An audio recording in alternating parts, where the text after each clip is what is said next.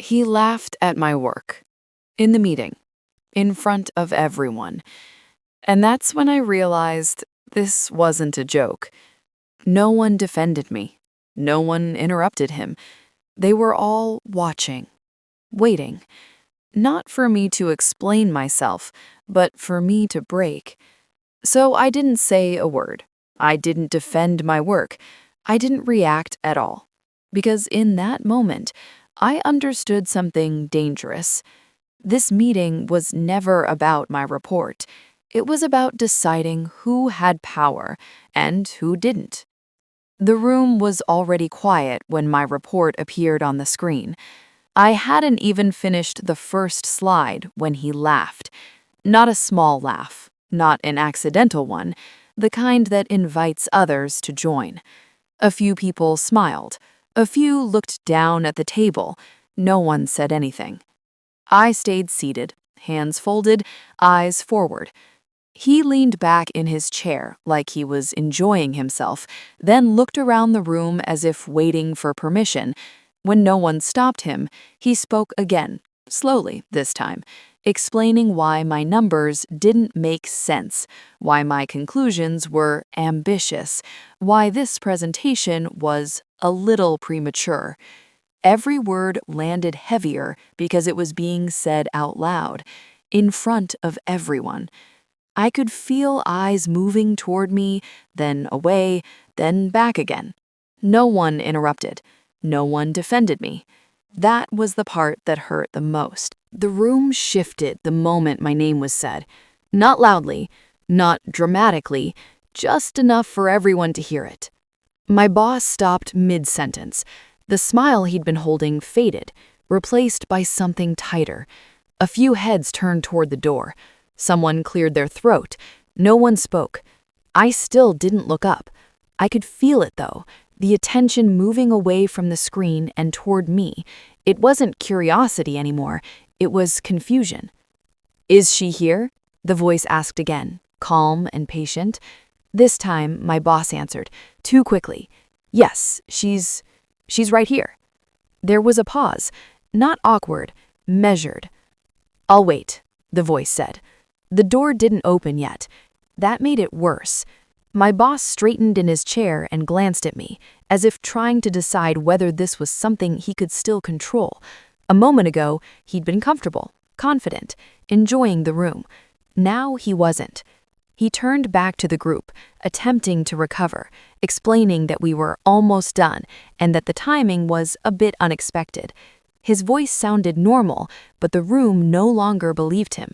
I noticed small things, the way someone finally closed their laptop, the way another person stopped pretending to check their phone, the way no one laughed anymore.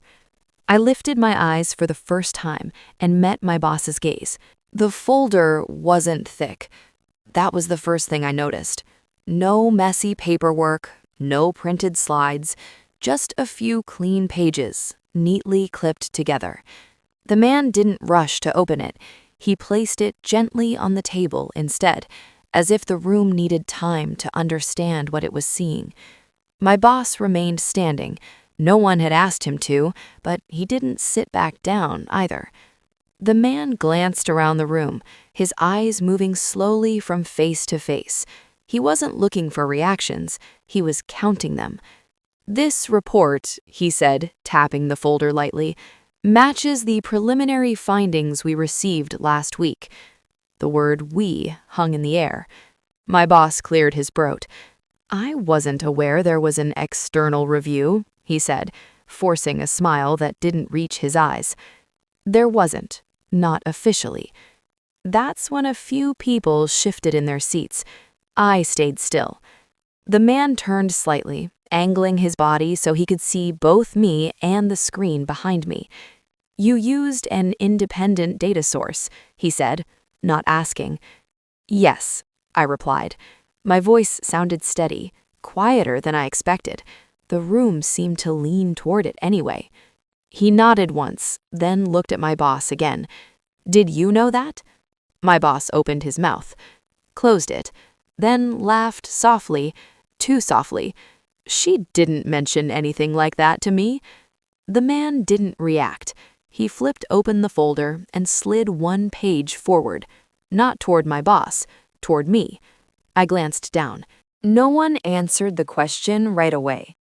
Not because they didn't hear it, but because everyone understood what it meant. My boss looked down at the table, then back at the screen, as if the answer might be hiding there. His fingers tapped once against the wood, then stopped. "I've followed protocol," he said finally, based on the information available at the time. The man didn't nod. He didn't disagree either. He simply asked, "Whose protocol?" The room leaned in. My boss inhaled slowly. "Mine," he said. The word landed harder than anything else he'd said all day. The man turned one page in the folder, just one. He didn't show it to anyone yet. He didn't need to. "You reviewed her findings," he said. "You dismissed them." "I postponed them," my boss corrected quickly, "pending further validation." There was a pause. Then the man asked, "Did you document that decision?" My boss hesitated. Not long, but long enough. "I believe so," he said. The man placed the page face up on the table. It wasn't a report. It was an internal log, time-stamped, signed. My boss's name was at the bottom. The man spoke again, calmly. The next meeting was scheduled for the following morning. That alone changed everything. No one said it out loud, but everyone understood what it meant. This wasn't going to be another discussion. It was going to be recorded, documented, referred back to. I spent the rest of the day at my desk, doing exactly what I'd been doing before, working.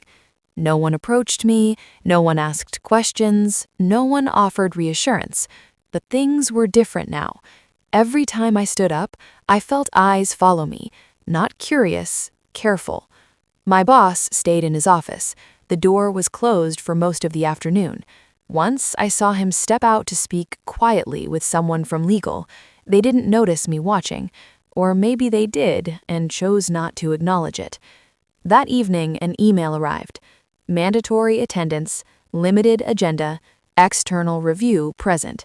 My name was listed, not at the bottom, not as an afterthought, in the center. The next morning, the room felt smaller. The chairs were arranged differently. Fewer people, no laptops open, no casual conversation. Even the light felt sharper, more deliberate. My boss arrived early. He didn't look at me. The man with the folder arrived a few minutes later. He didn't bring the folder this time. He brought a tablet. He took a seat across from my boss, not beside him. That was new. "We'll begin," he said. No one objected. The questions were simple, short, precise. When did the data arrive? Who reviewed it? Who decided to delay action? Nothing happened immediately. That was the part most people don't expect. There was no announcement, no office-wide email, no visible reaction. The building continued to function as it always had. Meetings, deadlines, quiet conversations in hallways. But the process had started. I noticed it in small ways. A calendar invite canceled without explanation, a department meeting rescheduled, then removed entirely, a new name added to an internal thread that had never included outsiders before. My boss still came to work. He still closed his office door, but he stopped calling meetings. The man with the tablet returned 2 days later, not to the conference room, but to a smaller office near legal. I wasn't invited this time. That told me everything. By midweek, I was asked to submit a written summary, not of the incident, of the data. Dates, sources, methodology, no opinions, no commentary, just facts. I submitted it within the hour. That evening, as I packed up my things, I saw my boss standing by the elevators. He didn't look angry, he didn't look embarrassed. He looked careful, like someone who knows every word matters now. The next morning, a notice appeared on the internal system. Temporary review in progress. Decision authority reassigned. Oversight Committee notified. No names were mentioned. Monday morning didn't feel different. That was the strange part. The same elevator chime, the same quiet greetings, the same hum of computers starting up. But the building knew. I felt it the moment I walked in. People looked up when I passed, not openly, not obviously, but long enough to register that something had changed. No one smiled. No one whispered. They waited. By mid-morning, the email arrived. Short, formal, unemotional. It announced a leadership adjustment. Temporary, it said, pending further review. Responsibilities reassigned effective immediately. No reasons given, no names explained, but everyone read between the lines. I didn't open the attachment right away. I didn't need to. I already knew what it would say. Across the floor, I noticed my boss's office door was open, empty. No jacket on the chair, no coffee mug on the desk.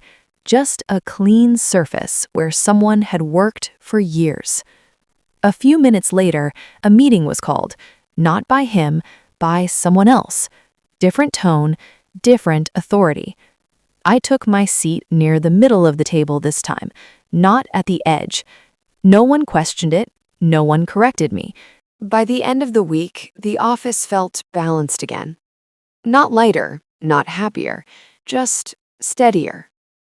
The changes were subtle, a different approval process, new names copied on emails, decisions reviewed twice instead of once. Nothing dramatic, but everything intentional. I didn't receive a promotion. I wasn't congratulated publicly.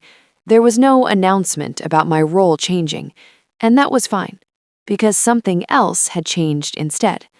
People listened now, not because they were told to, because they had seen what happens when someone doesn't. One afternoon, as I was packing up to leave, the man who had asked the questions stopped by my desk. No folder, no tablet, just a quiet presence. "You handled yourself well," he said. I nodded. I did my job. He paused, then smiled slightly. Exactly. He didn't stay long. He didn't need to. The following Monday, a new manager was introduced. Temporary, they said, until things stabilized. He addressed the team calmly, spoke about accountability, about documentation, about listening before dismissing. No one laughed. As the meeting ended, I noticed something small but telling. The chair at the head of the table felt neutral now, no longer a stage,